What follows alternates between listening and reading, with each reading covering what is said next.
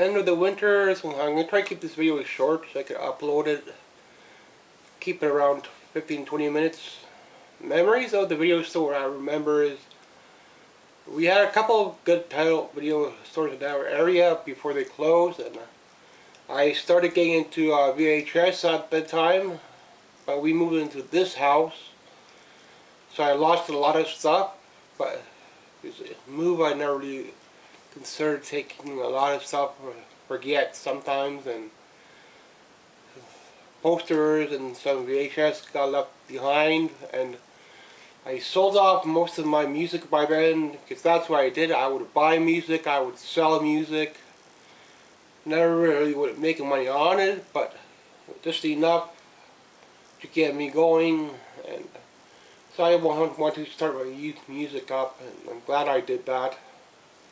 These Pearl Jam stuff now is like $50 a pop, sometimes even close to $100 for a CD, for a live album. So even a lot of old music's rare. But Blockbuster, I remember last thing they started up on Blu-ray. By the time they started closing, I never got into renting games from them because mostly I remember the older systems, so I never really had the newer systems that Blockbuster was getting games for, so I never really rented games from them. But they have few TV shows, but I don't really recall renting TV shows that much from them.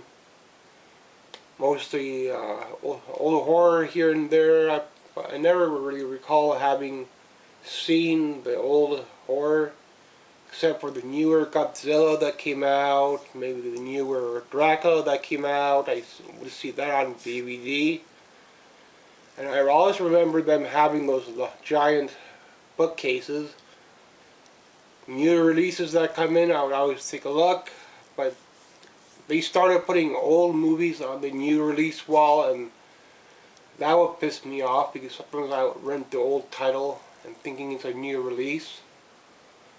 And yeah, I just never got into renting games with Blockbuster.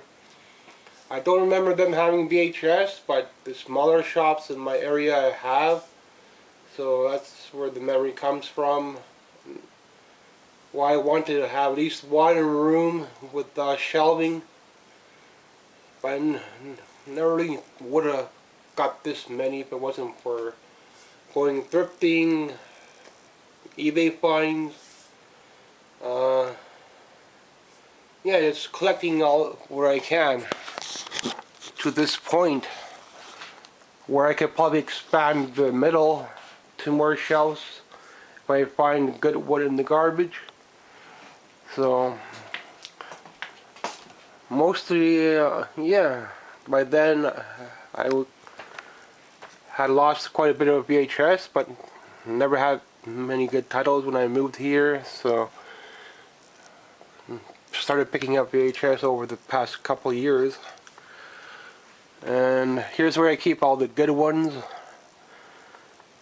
So I never really recall seeing these in the video store, mostly the newer titles, newer Godzilla and the newer Dracula or the newer Frankenstein cover that would come out. I don't really recall seeing these in the video store. I don't even recall Blockbuster having VHS. Maybe some had. In my area I don't.